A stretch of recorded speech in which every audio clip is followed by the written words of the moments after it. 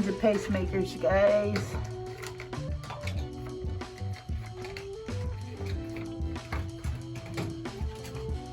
Here is the kind of pacemaker I have.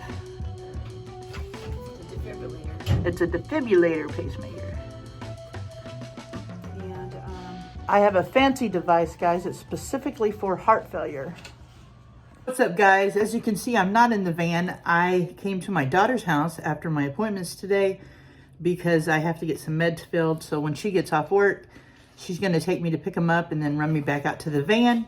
So yeah, enjoying some time here with the grand dog right now. The grandbabies will be here soon too. So today I had my checkup with the pacemaker company. What they do when I go in there, they speed it up, they slow it down, they read over everything, make sure it's pacing right. And my particular pacemaker is for congestive heart failure, people with congestive heart failure. It's really thin. It does have a defibrillator on it, and it has a very long life battery on it. So that's a good thing. I asked them about when it's time to change the battery, how they do it. And they told me today that I just go in, they pull it out of the pocket, unhook it, put a new one, leave the wires set. They don't have to move those wires. Go to my heart and they'll unplug it, plug in the new one, and we're good to go.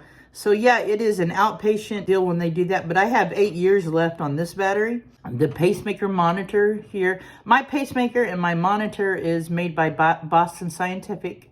And this is my monitor right there. It uses Wi-Fi or cell signal to pick up.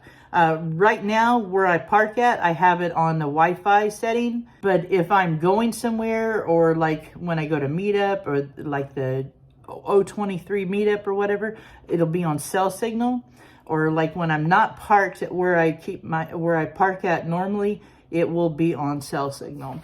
So, I've had question, what's it like living with a pacemaker? At first, you're kind of bothered by it. I mean, like, I know when I first got my pacemaker, I had the feeling of, great, I got a machine that's keeping me going or whatever. It just, I don't know how to explain it. It's just a weird thoughts that you think about, Thankful for it, for sure. And very thankful I have such a good cardiologist. Dr. Personius was my doctor here in Oregon. He is retired now, but the new cardiologist is awesome too.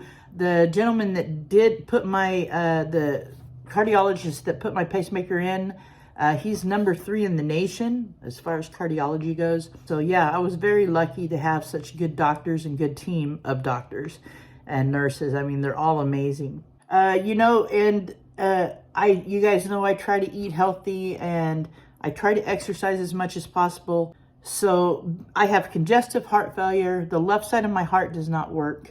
I have COPD and asthma, and I'm a diabetic, but I have been able to get myself off diabetic meds. I am taking one diabetic medication, but it's for heart failure. So yeah, I was taking metformin, diabetic medicine, but I was able to control my diabetes with food, what I eat. So that's a good deal. But living with a pacemaker,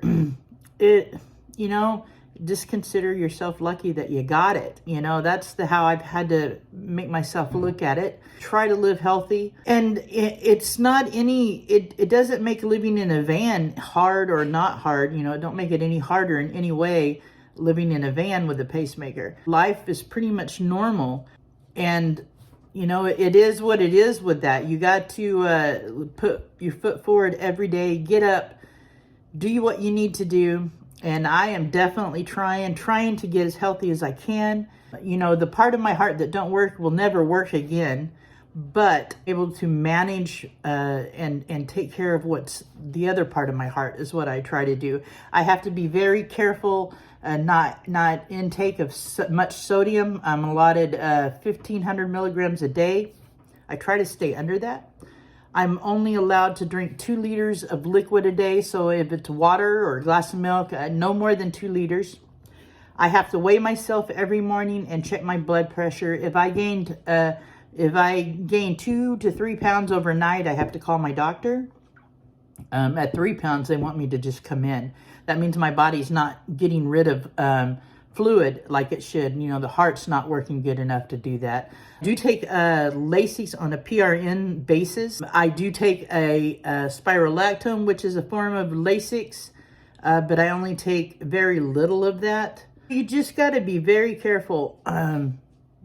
Watch your sodium. Now what I eat, I don't eat any red meat anymore. I eat chicken. I'll have a piece of bacon once in a while, or I'll eat turkey. And I try not to eat carbs due to diabetes. Every once in a while I'll have a sweet potato. And very rarely I'll have like a little round white potato. But I really try hard to maintain what I eat to keep me from getting worse.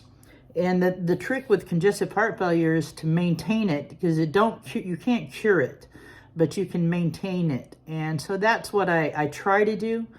But like I said, as far as living with a pacemaker and van life, it doesn't make it any harder or easier either way.